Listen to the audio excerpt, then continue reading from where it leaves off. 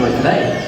Now, for the first time here at the studio tour, we have dressed the Great Hall just like it was during the owl exams in Harry Potter and the Order of the Phoenix. And you might remember the scene where Fred and George Weasley come bursting through those Great Hall doors, flying down, letting off a very colourful array of fireworks that culminate in one huge dragon firework that chased out Professor Umbridge through those doors at the end there. Now, we didn't use real fireworks for that scene, as you can imagine it would have been very chaotic indeed. But we did use an audio and lighting sequence just like this, along with some smoke machines to help create that real reaction from the actors and help sort out the lighting and effects that they would have needed in post-production.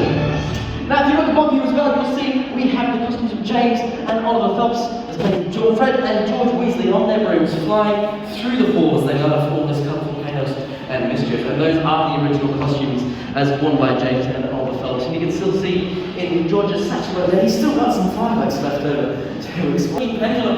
Now, anyone who has come to the tour previously, you might remember this pendulum from a little later on in the tour, but for the first time in about 15 years, it has finally been brought back into the hall. For the first time since it was here in the Order of the Phoenix, swinging in the owl exams. And it is a very spectacular piece indeed. It was created. Going from one special effect to another, if you guys want to come on over here and gather around the barriers just in front, there's a little bit of a special effect down here with the owl examination tables, which we will show you first. So feel free to get your cameras out if you'd like to film it. It is very quick effect and also very loud. So if anyone is a little sensitive to sound, feel free to cover your ears. And if you are ready, we will be showing you this in 3, 2, 1. Just like that, a little bit of a shock. But we had about 50 of these tables laid right down the centre of the hall for the owl exams, each with a small hole concealed in the centre with about 100 psi pressurised there, which, when I push the button, would launch those papers up into the air, just like they did when Fred and George Weasley come flying through the Great Hall, launching all those exam papers up into the air, which you might remember in the film, and that's exactly how they did it over here. Probably one of the fan favourites of the film. Yeah? No, you're right.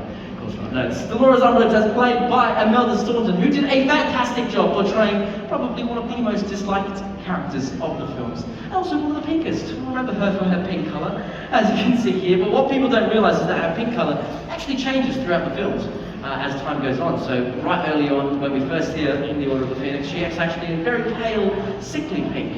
And then as she gains more power in Hogwarts and the Ministry over time, her outfits get darker and darker and pinker and pinker and pinker in shade, until we end up with this lovely colour that we have right here. Quite a number of costumes in the films do this. You'll find that out a little later on. Even some is Hagrid.